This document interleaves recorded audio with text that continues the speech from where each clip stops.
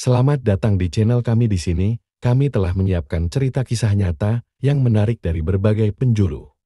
Kami di sini ingin tahu Anda semua dari mana saja dan kisah mistis apa saja yang kalian alami. Silakan komen agar bisa kami sajikan di cerita selanjutnya. Namaku Rian, seorang pendaki yang gemar menjelajahi hutan-hutan terpencil di Indonesia. Suatu hari, saya memutuskan untuk mendaki sebuah gunung yang jarang dikunjungi, yang dikenal sebagai Gunung Lembayung. Banyak mitos beredar di sekitar gunung ini. Konon katanya gunung ini menjadi gerbang ke dunia lain, dunia yang tak terlihat oleh mata manusia biasa. Sebagai orang yang tidak terlalu percaya dengan hal-hal gaib, saya hanya mengira sebagai cerita rakyat belaka. Pada hari pendakian, cuaca cerah dan angin sepoi-sepoi menyambutku. Aku mendaki sendirian, menikmati suara alam yang tenang dan suasana damai. Namun, ketika matahari mulai terbenam, kabut tebal tiba-tiba menyelamatkan seluruh hutan. Pandanganku semakin kabur, dan jalan setapak yang tadinya jelas terlihat, tiba-tiba menghilang. Saya mencoba mencari jalanku kembali, namun setiap langkah yang kuambil, rasanya semakin jauh dari jalur semula. Ketika malam tiba, aku menemukan sebuah gerbang tua dari kayu, tertutup lumut dan sulur-sulur tanaman merambat. Anehnya, aku merasa tertarik untuk melewatinya, seolah ada kekuatan yang memanggilku. Di balik gerbang itu, aku memasuki hutan yang berbeda. Pohon-pohon di sana tampak jauh lebih besar, dengan daun-daun yang bercahaya kehijauan. Suara-suara aneh menggema di sekitarku. Namun tidak ada tanda-tanda kehidupan manusia. Aku sadar, aku telah memasuki kerajaan alam gaib. Setiap detik di sana terasa seperti berjam-jam. Makhluk-makhluk yang tak pernah kulihat sebelumnya muncul dari balik pepohonan, beberapa menyerupai manusia, namun dengan wajah dan bentuk tubuh yang asing. Sementara yang lain seperti bayangan yang bergerak tanpa suara. Aku mencoba berkomunikasi, tapi mereka hanya menatap dengan mata tajam tanpa ekspresi. Ketakutan mulai macet, aku merasa terjebak di dunia yang bukan milikku. Aku berlari mencoba mencari jalan keluar. Namun setiap kali aku berpikir telah menemukan jalan kembali, aku justru kembali ke tempat yang sama, di depan gerbang yang kutemukan sebelumnya. Waktu terasa berhenti, dan aku mulai kehilangan harapan untuk pulang. Suara bisikan halus terdengar di telingaku, kau tak akan pernah bisa kembali. Namun, saat aku hampir menyerah, aku teringat nasihat seorang tetua desa yang pernah bercerita tentang dunia gaib.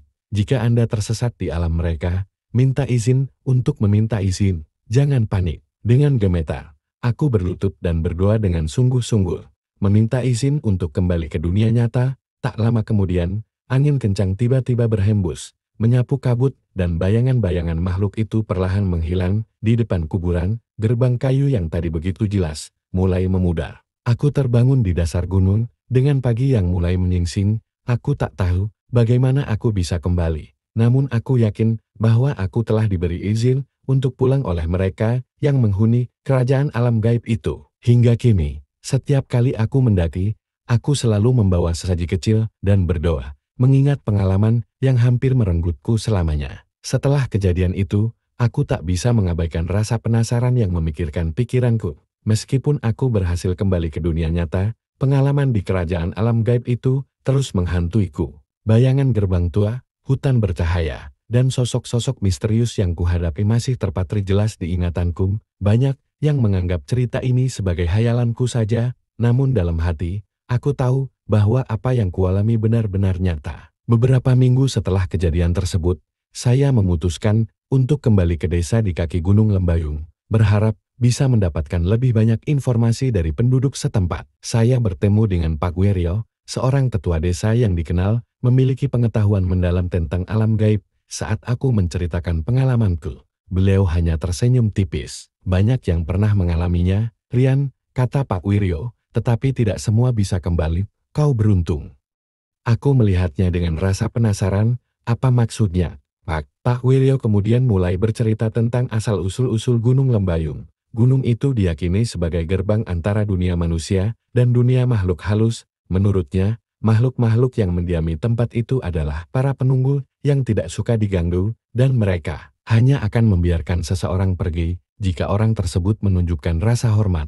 Beberapa pendaki yang hilang di gunung itu tersesat di kerajaan mereka dan tak pernah kembali. Mereka bisa membawamu jauh ke dalam dunia mereka, Rian, tapi kau melakukan hal yang tepat, meminta izin untuk pulang, lanjut Pak Wiryo sambil menghela napas. Namun, tidak semua orang mendapatkan keuntungan itu. Rasa ngeri menjalar ke punggungku. Ternyata, aku berada lebih dekat dengan bahaya daripada yang dipikirkan. Pak Wiryo lalu memberiku sebuah jimat. Sebuah jimat kecil terbuat dari batu hitam yang diikat dengan tali rotan. Dia menyarankan agar aku membawa setiap kali mendaki, terutama di daerah yang dikenal memiliki aura mistis. Ini akan melindungimu, katanya. Beberapa bulan kemudian, meskipun rasa takut masih menyimpan, rasa penasaran yang tak terbendung membuatku memutuskan untuk mendaki Gunung Lembayung sekali lagi. Kali ini aku lebih berhati-hati, membawa jimat yang diberikan Pak Wiryo dan beberapa sesaji sebagai tanda hormat. Cuaca terasa berbeda sejak pertama kali aku mendaki, lebih sejuk, lebih sunyi, dan lebih mencekam. Rasanya seperti gunung itu menantiku. Saat malam tiba, aku mulai mendengar bisikan-bisikan samar di telingaku. Suara yang sama seperti yang kudengar di dunia gaib sebelumnya. Hutan seolah bernyanyi dalam bahasa yang tak ku mengerti. Aku mencoba menenangkan diri, fokus pada langkahku dan menjaga arah agar tidak tersesat. Namun, seperti di Jifu, kabut tebal muncul tanpa peringatan, menelan pandanganku. Jalan setapak yang tadi terlihat jelas kembali menghilang di balik kabut. Aku tahu ini bukan suatu kebetulan. Mereka, makhluk-makhluk penunggu itu, kembali mengujiku. Kali ini, aku tidak ingin gegabah. Aku menyiapkan sesaji yang kubawa, buah-buahan dan bunga, lalu diletakkan di tanah dengan hati-hati, sambil berdoa agar lewat tanpa gangguan. Tidak lama kemudian, angin dingin berhembus pelan, membawa kabut perlahan menghilang. Saya bisa melihat jalur pendakian lagi, tapi sesuatu dalam diri saya merasa bahwa ini belum selesai. Dan benar saja, saat aku hampir mencapai puncak, aku mendengar derap langkah di belakangku. Awalnya aku mengira itu adalah suara langkahku sendiri yang bergema di pegunungan, namun lama-kelamaan, suara itu semakin jelas dan berat. Aku berbalik dan melihat sesuatu yang membuat darahku membeku. Makhluk tinggi dengan wajah yang tak bisa dijelaskan, seperti bayangan dengan mata merah menyala, berdiri di antara pepohonan, mengamatiku dari pemandangan. Aku tak bisa bergerak, nafasku tercekat. Aku tahu ini bukan manusia, bukan juga hewan. Itu adalah salah satu penunggu yang menjaga wilayah ini. Dalam detik-detik yang terasa seperti selamanya, makhluk itu tidak bergerak, hanya mengamati. Aku memegang erat jimat yang diberikan Pak Wiryo, berdoa dalam hati agar makhluk itu tidak mendekat. Perlahan-lahan, makhluk itu berputar di sekelilingnya dan menghilang ke dalam kegelapan. Aku segera melanjutkan langkahku, kali ini lebih cepat, berusaha keluar dari hutan sebelum malam semakin pekat. Begitu mencapai kaki gunung, aku merasa beban berat terlepas dari pundakku. Meskipun berhasil kembali lagi, aku sadar bahwa alam gaib itu tidak sepenuhnya menerima kehadiranku. Mereka hanya memberiku izin sementara untuk lewat. Sejak saat itu, aku tak pernah lagi kembali ke Gunung Lembayung. Pengalaman itu telah memberiku pemahaman baru tentang dunia di luar jangkauan manusia. Dunia yang penuh dengan misteri dan kekuatan yang tak terlihat. Hingga kini, aku tak pernah tahu pasti mengapa aku dipilih untuk mengalami semua itu. Namun satu hal yang ku tahu, di balik kabut dan hutan yang lebat, ada dunia yang begitu dekat, namun tak terjangkau oleh sembarang mata. Dan aku beruntung, sangat beruntung, bisa pulang. Meskipun aku bertekad untuk tidak pernah kembali ke Gunung Lembayung, bayangan pengalaman itu terus menghantui malam-malamku. Setiap kali aku menutup mata, aku melihat sosok tinggi yang kabur dengan mata merah menyala itu. Aku terbangun dengan keringat dingin, merasakan kehadiran mereka meski berada jauh dari gunung. Waktu berlalu, dan aku mencoba melanjutkan hidup seperti biasa. Namun, semakin lama, ada sesuatu yang terasa salah. Setiap kali aku keluar rumah, rasanya ada yang memperhatikanku. Di tengah keramaian, aku merasa sendirian. Di malam hari, bisikan-bisikan halus yang dulu ku dengar di gunung, mulai terdengar di telingaku lagi. Namun kali ini di rumahku sendiri, tirai kamar tidurku kadang bergerak meskipun jendela tertutup rapat.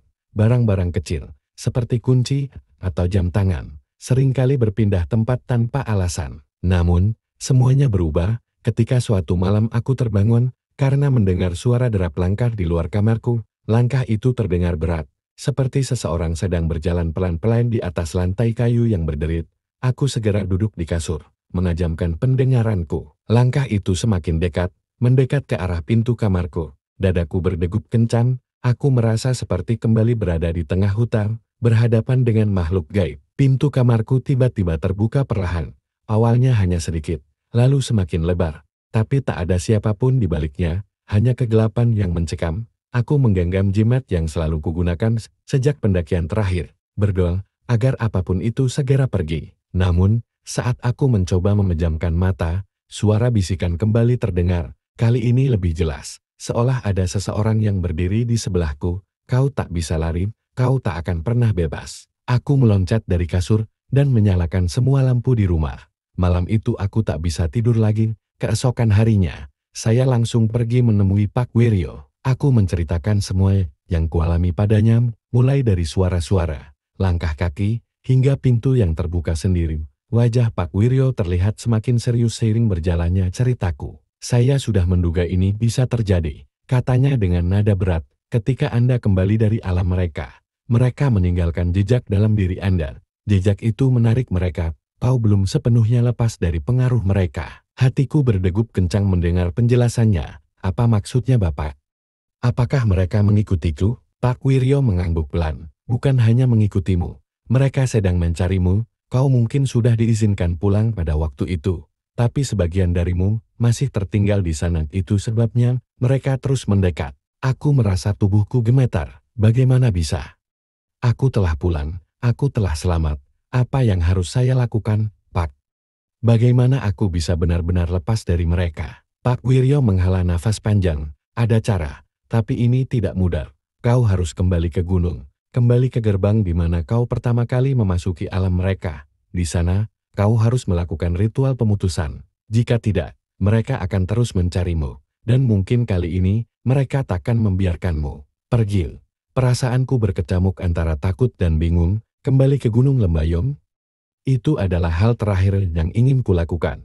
Namun jika ini satu-satunya cara untuk benar-benar bebas, aku tak punya pilihan lain. Pak Wiryo memberiku beberapa benda untuk ritual kemenyan, bunga-bunga khusus, dan sebuah pisau kecil berukir kuno yang katanya digunakan untuk memotong jejak yang ditinggalkan makhluk-makhluk gaib itu.